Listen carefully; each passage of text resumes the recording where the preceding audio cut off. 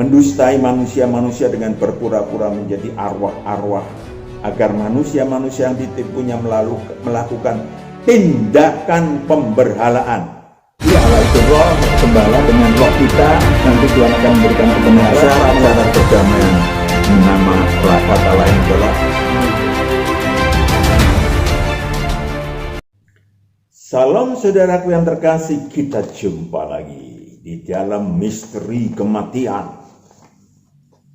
Roh gentayangan. Judulnya aja udah menakutkan, tapi kita akan mendengarkan satu lagu terlebih dahulu sebelum kita membahas lebih lanjut.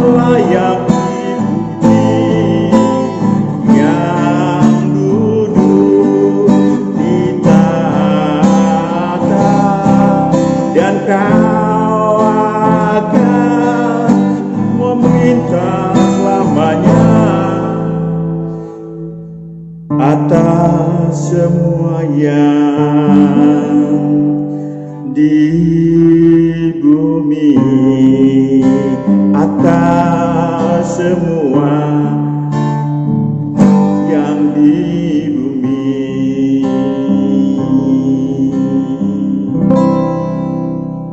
Misteri kematian. Roh yang bagian kedua adalah tentang roh yang gentayangan. Adakah almarhum opungku, almarhumah nenekku, ataupun roh-roh orang mati ada yang masih gentayangan di muka bumi? Mereka dapat menemui manusia baik face to face maupun lewat mimpi atau lewat apapun. No way. Lalu kemana orang meninggal? Kalau roh orang meninggal, orang yang tubuh alamiahnya mati, saudaraku yang kekasih, itu hanya dua kemungkinan. Masuk Firdaus atau masuk alam maut. Saya ceritakan sedikit tentang kisah nyata. Setiap malam roh anak gadisku yang mati bunuh diri selalu menemuiku. Menemui mamanya. Dia bilang kedinginan dan ketakutan dalam kesendirian. Pagi-pagi aku menangis. Setelah bebenah rumah, aku ke pasar membeli bunga 7 warna, lalu ke kuburan anakku. Saudaraku yang kekasih, di kuburan itu dia menangis seharian. Baru menjelang maghrib, dia maksudnya mau pulang setelah dipaksa suamiku. Suaminya mengatakan, ya, hampir sebulan istriku demikian, lusuh dan kurus, karena gak mau makan. Saudaraku yang kekasih, beruntung Pak Matius mau ku minta datang jauh-jauh ke Jogja untuk berdoa dan menerangkan kebenaran ilahi serta mengusir roh-roh jahat yang berpura-pura menyerupai anak gadis saya, kata dia, sehingga istri saya normal kembali. Saudaraku yang kekasih, ya, roh-roh jahat yang merupakan anak buah bapa segala dusta, anak buah Lucifer. Wahyu 18 ayat 2. Ya, berbagai roh jahat, berbagai roh najis. Wahyu 18 ayat 2, dan ia berseru dengan suara yang kuat, katanya, sudah rubuh Babel, kota besar itu, dan ia telah menjadi tempat kediaman roh-roh jahat, tempat kediaman roh-roh jahat, dan tempat bersembunyi semua roh najis, dan tempat bersembunyi segala burung yang najis dan yang dibenci. Merekalah yang sesungguhnya gentayangan. Roh-roh jahat yang pernah tinggal dalam diri si manusia saat tubuhnya masih hidup, yang gentayangan, saudaraku yang kekasih. Jadi bukan roh manusianya. Begitu si manusia meninggal, maka roh-roh tersebut akan keluar dari diri si mati dan mencari perhentian. Kemana tubuh alamiah manusia yang bisa ditempatinya. Biasanya orang-orang yang cenderung istilahnya adalah manusia-manusia yang kosong, manusia-manusia yang imannya gersang, manusia-manusia yang gampang marahkan diri kepada hal-hal yang metafisis. Roh-roh jahat itu akan dengan segala cara menempati, tetapi tentu mereka akan memilih manusia-manusia yang paling dekat dengan si mati. Kenapa? Karena mereka mengenal jalur dosa, jalur hutang maut keturunan yang serupa. Kenapa? Roh-roh jahat itu pernah tinggal di dalam diri kakeknya, mungkin, atau neneknya, mungkin, atau bapaknya, mungkin, atau ibunya. Jadi jika bukan roh si mati yang memperlihatkan diri, pertanyaannya adalah kemana roh si mati pergi setelah tubuh alamiahnya meninggal? Sekali lagi ada dua kemungkinan, saudaraku, alam maut atau firdaus, dunia orang mati atau hidup. Saudaraku yang kekasih, jika di saat hidupnya si manusia masih memiliki dosa dan kejahatan, atau istilahnya hutang maut, maka rohnya akan tersengat siksa maut di alam maut.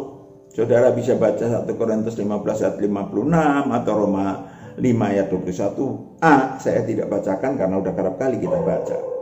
Roh-roh manusia yang memiliki dosa dan kejahatan tersebut memang gentar sejak tubuhnya meninggal. Karena siksaan di alam maut sungguh menjijikkan, sungguh menyakitkan, sungguh mengerikan. Saya pernah bercerita, saudaraku, saya pernah menyampaikan satu kisah nyata di mana saya bertemu dengan tetangga saya. Saya di stop, dia naik motor, saya kebetulan naik mobil. Saya turun karena sudah lama nggak jumpa dengan dia. Tetangga itu bermasalah dengan rumah tangganya, sang suami ke dukun, sang istri ke dukun, lalu mereka pecah dan pindah rumah. Saya peluk dia, waktu itu belum COVID, saya peluk dia, "Mas, di mana tinggal?" "Ada, Mas, pokoknya saya pengen ketemu dia, pengen ketemu Mas." Saya pengen ketemu Mas Matius, pokoknya saya pengen ketemu. Silakan, rumah saya kan, saya tunjukkan rumah saya yang nggak tahu dari lokasi ketemuan. Ya udah Mas, saya tunggu nanti sore. Ya, saudaraku yang kekasih, 1 sore, 2 sore, 3 sore, sampai 1 minggu dia tidak datang. Akhirnya saya mendengar kabar dari adik saya karena saya cari rumahnya nggak jumpa. Saya ketemu adik saya yang ternyata tidak jauh dari rumahnya. Dia sudah meninggal, saudaraku. Di dalam 1 minggu dia berteriak-teriak memanggil nama saya, minta pertolongan. Takutan akan masuk alam maut, kegentaran untuk menghuni dunia orang mati. Saudaraku yang kekasih, jika di saat hidupnya si manusia sudah dibebaskan dari hukum dosa dan hukum maut, ya, saudara baca lagi Roma 8 ayat 1-2. Karena percaya kepada Allah Bapa, saya bacakan ulang, Allah yang Maha Esa, dan mendengarkan Sang Anak Domba. Jadi percaya kepada Sang Allah Bapa, mendengarkan Sang Anak Domba atau Yesus Kristus. Matius 17 ayat 5. Perhatikan baik-baik, siapa Yesus Kristus yang mana? Apakah anak manusia? Dia sudah tidak menjadi manusia sekarang. Maka pada waktu itu sudah ditunjukkan Yesus Kristus aslinya seperti apa. Matius 17 ayat 5. Matius 17 ayat 5. Dan tiba-tiba sedang ia berkata-kata, turunlah awan yang terang menaungi mereka, dan dari dalam awan itu terdengar suara yang berkata, inilah anak yang kukasihi. Inilah anak yang kukasihi. Kepadanyalah aku berkenan. Kepadanyalah aku berkenan. Dengarkanlah dia. Dengarkanlah dia. Jadi percaya kepada Bapa, Allah yang Maha Esa, lalu dengarkanlah dia. Ini rumusnya supaya roh kita kalau kita meninggal, tubuh alam yang meninggal, tidak perlu menghuni alam maut. Sudah pindah dari alam maut ke dalam hidup, Yohanes 5 ayat 24. Atau bangkit dari antara orang mati, istilahnya seperti yang terjadi 2000 tahun yang lalu. Yohanes 5 ayat 25. Yohanes 5 ayat 24 dulu, perhatikan supaya terulang lagi, memasuki ke relung hati kita tentang hal itu. Yohanes 5 ayat 24. Aku berkata kepadamu, sesungguhnya barang siapa mendengar perkataanku, siapa kunya tadi yang kita baca Matius 17 ayat yang ke-5. Terus, dan percaya kepada dia yang mengutus aku. Dia yang mengutus aku. Ia mempunyai hidup yang kekal dan tidak turut dihukum, sebab ia sudah pindah dari dalam maut ke dalam hidup. Sudah 2000 tahun yang lalu, sekarang lagi diperingati bahwa Yesus turun ke alam maut, kemudian membawa roh-roh itu. Saya pakai kata tanda kutip gentayangan di muka bumi. Satu kali, hanya kali itu aja. Ya, 5 ayat 25. Ayat 25, aku berkata kepadamu, sesungguhnya saatnya akan tiba dan sudah tiba, bahwa orang-orang mati akan mendengar suara Anak Allah, dan mereka yang mendengarnya akan hidup. Itu dia. Itu yang terjadi 2000 tahun yang lalu. Yesus Kristus membawa roh-roh yang ada di alam maut, yang percaya kepadanya, untuk dinaikkan ke Firdaus. Saudaraku yang kekasih, ada 3 catatan.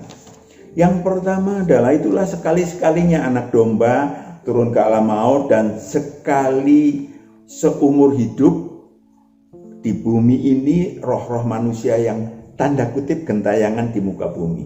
Baru kali itu, dan tidak akan pernah terjadi lagi. Matius 27, 51 sampai 53. Apa sih Pak yang gentayangan? Mereka dari alam maut dibawa oleh Yesus Kristus, kemudian menemui orang-orang untuk bersaksi tentang bangkitnya roh dari orang mati, dari dunia orang mati. Matius 27 ayat 51. Dan lihatlah tabir bait suci terbelah 2 dari atas sampai ke bawah, dan terjadilah gempa bumi, dan bukit-bukit batu terbelah. Ayat 52. Dan kuburan-kuburan terbuka, dan banyak orang kudus yang telah meninggal bangkit. Ayat 53. Dan sudah kebangkitan Yesus, Mereka pun keluar dari kubur, lalu masuk ke kota kudus dan menampakkan diri kepada banyak orang. Itu dia kebangkitan dari orang mati yang dirindukan setiap roh manusia.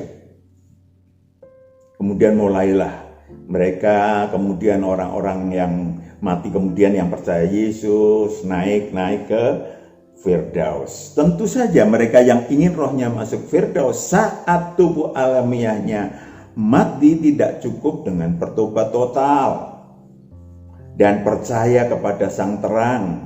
Ya, memang 1 Yohanes 1 ayat 5 sampai 10 harus percaya kepada Sang Terang. Tadi dia harus mengisi diri dengan aktivitas-aktivitas ilahi.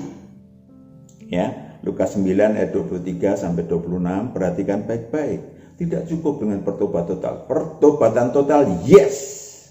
Karena dia harus menghapuskan dosa dan kejahatan. Maka harus serahkan. Ini loh Tuhan, saya bertobat total. Tetapi selanjutnya ada 9 ayat 23, katanya kepada mereka semua, setiap orang yang mau mengikut aku, ia harus menyangkal dirinya, memikul salibnya setiap hari dan mengikut aku. Itu dia, menyangkal diri setiap hari dan memikul salibnya setiap hari, baru dikatakan mengikut aku. Ayat 24, karena barang siapa mau menyelamatkan nyawanya, ia akan kehilangan nyawanya. Tetapi barang siapa kehilangan nyawanya karena aku, ia akan menyelamatkannya. Ayat 25, apa gunanya seorang memperoleh seluruh dunia, tetapi ia membinasakan atau merugikan dirinya sendiri? Harga keselamatan, harga supaya roh masuk ke Firdaus luar biasa mahalnya sebetulnya kalau dibandingkan, dan bahkan kalau orang memiliki harta seluruh dunia pun nggak bisa menebus bangkit dari antara orang mati, saudaraku yang kekasih. Tetapi tentu selanjutnya tidak boleh kosong karena roh-roh jahat yang tadinya tinggal dalam diri manusia. Ini kita cerita lagi kisah nyatanya, kita sampaikan faktanya.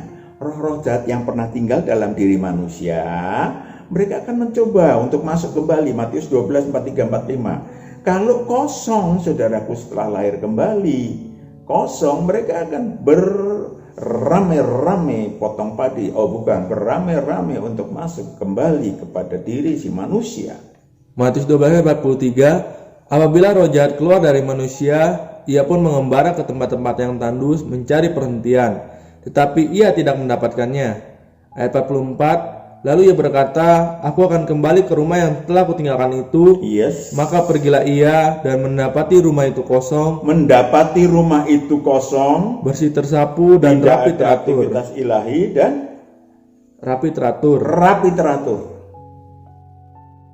Ayat 45, lalu ia keluar dan mengajak 7 roh lain yang lebih jahat daripadanya, dan mereka masuk dan berdiam di situ. Maka akhirnya keadaan orang itu lebih buruk daripada keadaan yang semula. Itu dia. Demikian juga akan berlaku atas angkatan yang jahat ini. Itu dia. Ya, roh-roh jahat itu akan kembali masuk. Yang ketiga, Firdaus itu bukanlah surga kekal, saudaraku. Jangan keliru. Surga kekal nanti setelah kiamat, setelah penghakiman, maka akan ada yang masuk surga kekal, ada yang masuk neraka kekal. Firdaus itu kalau kita mati besok, 2 kemungkinan, rohnya masuk alam maut atau masuk Firdaus. Jadi Firdaus itu bukanlah surga kekal, walaupun dikatakan surga tingkat 3, tetapi tempat kedua nenek moyang kita dulu, Adam dan Hawa, sebelum jatuh ke dalam dosa. Ya, saudara bisa baca Kejadian 2 ayat 7 sampai 17. Akibat dosa Adam dan Hawa, maka Firdaus ditutup. Kejadian 3 ayat 22 sampai 23, Firdaus ditutup. Kejadian 3 ayat 22, berfirmanlah Tuhan Allah, sesungguhnya manusia itu telah menjadi seperti salah satu dari kita, tahu tentang yang baik dan yang jahat, maka sekarang jangan sampai ia mengulurkan tangannya dan mengambil pula dari buah pohon kehidupan itu dan memakannya sehingga ia hidup untuk selama-lamanya. Lanjut. Ayat 23, lalu Tuhan Allah mengusir dia dari Taman Eden supaya ia mengusahakan tanah dari mana ia diambil. Iya, diusir. Ayat 24, ia menghalau manusia itu, dan di sebelah timur Taman Eden ditempatkannya beberapa kerub dengan pedang yang bernyala-nyala dan menyambar-nyambar untuk menjaga jalan ke pohon kehidupan. Tertutup. Barulah Eden, Taman Firdaus, apapun istilahnya, bumi, bumi ya, lain dengan Taman Eden di surga. Bumi kemudian dibuka oleh Yesus Kristus sejak 2000 tahun yang lalu. Maka Yesus ngomong sama yang di sampingnya yang percaya kepada dia, Lukas 23:42-43, engkau akan bersama aku di Firdaus. Saudara bisa baca Wahyu 20 ayat 4-6, sudah dibuka Firdaus sejak 2000 tahun yang lalu. Pertanyaannya juga penting adalah, terus roh itu ngapain? Ya, roh yang meninggal itu sekali lagi tidak ada yang gentayangan. Setiap roh manusia begitu mati tubuh alamiahnya, maka rohnya aja dua kemungkinan. Masuk alam maut, dunia orang mati bagi orang yang berdosa. Roh-roh manusia yang menghuni alam maut akan disiksa sesuai dengan volume tanda kutip dan besarnya dosa. Ada 3 jenis siksaan, saudaraku. Yang pertama sangat mengerikan, saya ulang lagi, Wahyu 9 ayat 1-12, nanti saudara bisa baca. Digambarkan sebagai berikut. Belalang, makhluk roh statis maksudnya, sebesar kuda yang disiapkan untuk peperangan, artinya siap menyiksa siapapun, bermuka manusia, memiliki kecerdikan, dia bisa merasakan siksaannya seperti apa. Bergigi singa, menyeramkan, ekornya bersengat seperti kalajengking yang dapat menyakiti roh manusia berbulan-bulan lamanya. Yang kedua, sangat menyakitkan. Saudara bisa baca Lukas 16:23-24. Digambarkan sebagai berikut. Panas nyala api yang menyengatnya, yang membakarnya, sampai setetes air pun dirindukan untuk digambarkan sangat didambakan oleh mereka yang disiksa di sana. Yang ketiga sangat menjijikkan. Kita udah baca Yesaya 14 ayat 11. Digambarkan sebagai ulat-ulat dibentangkan sebagai lapis tidur, cacing-cacing sebagai selimut. Luar biasa mengerikan, saudaraku yang kekasih. Jadi, di manakah dunia orang mati? Setiap roh manusia, setiap roh saya dan roh saudara pernah menyaksikan penciptaan bumi. Saudara bisa baca ayat 38 ayat 4-7. Termasuk saudara dan saya pernah melihat alam maut, tempat yang kelam pekat di bawah bumi. Kelam pekat di bawah bumi. Saudara bisa baca ayat 38, 17-21, Ulangan 32, 21-22. Dunia di mana tubuh alamiah lenyap. Manusia tak dapat ingat apapun dan dilupakan Allah. Mazmur 6 ayat 6, Mazmur 87 ayat 4-7, di mana roh orang fasik dan roh-roh manusia yang melupakan Allah tinggal. Mazmur 9 ayat 18, yang hanya manusia-manusia yang hanya percaya kepada dirinya sendiri, hanya percaya pada harta bendanya. Mazmur 49 ayat 7-15, nanti baca saudara supaya teryakini. Dunia di mana setiap roh manusia gentar menghadapinya. Mazmur 116 ayat 3. Roh manusia sangat gentar menghadapi kematian sesungguhnya. Karena hutang maut dan karena baik keturunan terekam, saudaraku. Jadi begitu lahir, ya, terekam. Bahkan sampai dunia orang mati pun terekam sejak bayi. Di mana Mazmur 139 ayat 13-16, saudara bisa terekam. Yang terakhir, Firdaus atau Eden bumi. Eden bumi Allah ciptakan sebelum menciptakan bumi. Ya, tamannya, jadi belum ada bumi, berarti bukan di bumi. Ya, di areal bumi, tapi bukan di bumi yang di tanah kita dudukin. Setelah Tuhan Kejadian 2 ayat 2 sampai 8. Perhatikan, saya ingin sampaikan kepada saudara bahwa Firdaus itu bukan di bumi. Yang di bumi itu di bawah bumi sana namanya alam maut. Yang 2 ayat 2, ketika Allah pada hari ketujuh telah menyelesaikan pekerjaan yang dibuatnya itu, berhentilah ia pada hari ketujuh dari segala pekerjaan yang telah dibuatnya itu. Ayat 3, lalu Allah memberkati hari ketujuh itu dan menguduskannya, karena pada hari itulah ia berhenti dari segala pekerjaan penciptaan yang telah dibuatnya itu. Ayat 4, demikianlah riwayat langit dan bumi pada waktu diciptakan, ketika Tuhan Allah menjadikan bumi dan langit. Ayat 5, belum ada semak apapun di bumi. Belum ada semak apapun di bumi. Saya ulangi berkali-kali supaya saudara dan saya, karena banyak orang tidak mengenal Firdaus. Belum timbul tumbuh-tumbuhan apapun di Belum padang. timbul tumbuh-tumbuhan apapun di padang. Sebab Tuhan Allah belum menurunkan hujan ke bumi, dan belum ada orang untuk mengusahakan tanah itu. Ayat 6, tetapi ada kabut naik ke atas dari bumi dan membasahi seluruh permukaan bumi itu. Pada saat itu belum ada bumi, tanah belum ada, hanya titik-titik air dan debu tanah. Lanjut.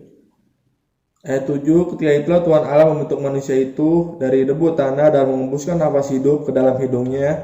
Demikianlah manusia itu menjadi makhluk yang hidup. Itulah Adam. Ayat 8, karena belum ada tempat, sudah dibentuk tubuhnya, maka di mana mau tinggal? Ayat 8. Ayat 8, selanjutnya Tuhan Allah membuat taman di Eden di sebelah timur, di situ di tempatnya manusia yang dibentuknya itu. Di sebelah timur bumi. Sebelah timur area bumi.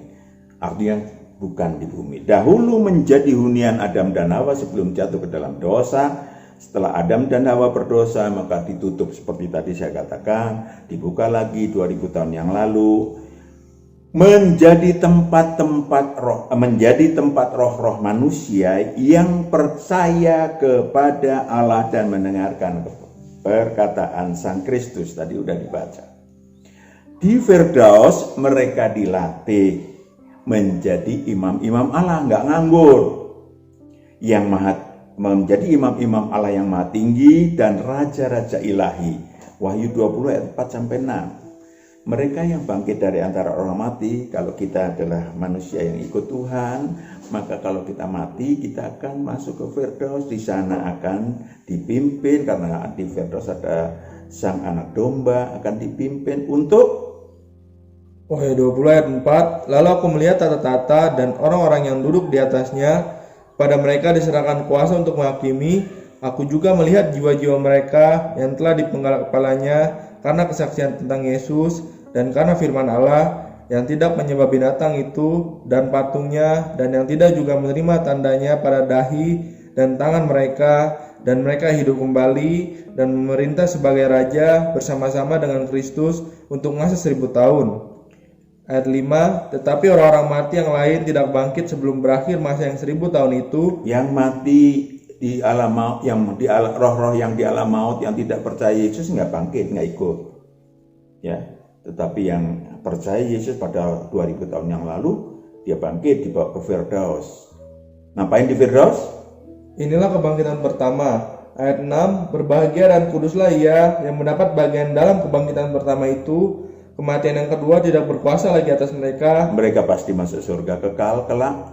Tetapi mereka akan menjadi imam-imam Allah dan Kristus, dan mereka akan memerintah sebagai raja bersama-sama dengan dia 1000 tahun lamanya. Itu dia dilatih untuk menjadi imam-imam Allah dan menjadi raja-raja ilahi untuk kelak di surga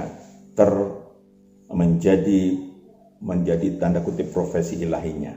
Saudaraku yang kekasih, sesuai dengan mutu rohnya, sesuai dengan buah-buah ilahi yang diperolehnya selama di bumi. Saudara bisa baca Lukas 19 ayat 11-19. Jadi, siapakah roh-roh yang gentayangan sesungguhnya? Sekali lagi epilognya saya sampaikan. Siapakah roh-roh yang gentayangan sesungguhnya, yang mengibuli, yang membohongi? Roh-roh jahat yang pernah tinggal dalam diri manusia itulah yang tentu tahu karena udah tinggal lama, yang tentu tahu seperti apa si kehidupan si manusia, maka dia bisa seakan-akan bisa berpura-pura menjadi kakek, bapak yang udah meninggal. Siapapun, roh-roh tersebut akan gentayangan mencari perhentian. Maka banyak yang orang-orang ke kuburan untuk entah itu apa namanya, nyekar dan berbahasa sesuatu di kuburan. Tidak salah sih kalau hanya meletakkan bunga, tapi kalau ngomong-ngomong kita tahu yang kita ngomong, kita ajak ngomong ya roh gentayangan, bukan roh yang almarhum maupun almarhumah yang mati. Jadi ingat saudara, itu resiko. Kita akan kemudian roh jahat itu akan masuk ke dalam diri si manusia yang menyapanya, yang memintanya. Karena kalau itu opung, karena kalau itu kakek tolong saya, doain saya. Siapa itu? Saudaraku yang kekasih, mereka menipu kita. Mendustai manusia-manusia dengan berpura-pura menjadi arwah-arwah, agar manusia-manusia yang ditipunya melakukan tindakan pemberhalaan. Ya, sehingga mereka dapat masuk dan mendiami manusia-manusia yang dibohonginya tersebut. Mari kita berpegang pada kebenaran ilahi. Mari kita percaya kepada Allah saja, agar roh-roh gentayangan tidak berhasil masuk dalam diri saudara dan saya. Tuhan memberkati. Kita berdoa. Bapa di surga, kami sudah mendengarkan kebenaran yang sangat dalam. Kau memberkati anak-anak-Mu untuk menyebarluaskan kebenaran ilahi ini, supaya Engkau memberkati mereka dalam kehidupan mereka. Terima kasih Bapa. Di dalam Kristus Yesus kami serahkan damai sejahtera menyertai seluruh anak-anak-Mu ini. Dalam nama Yesus kami telah berdoa dan syukur. Haleluya, amin. Shalom. Kita jumpa lagi kapan. Haleluya.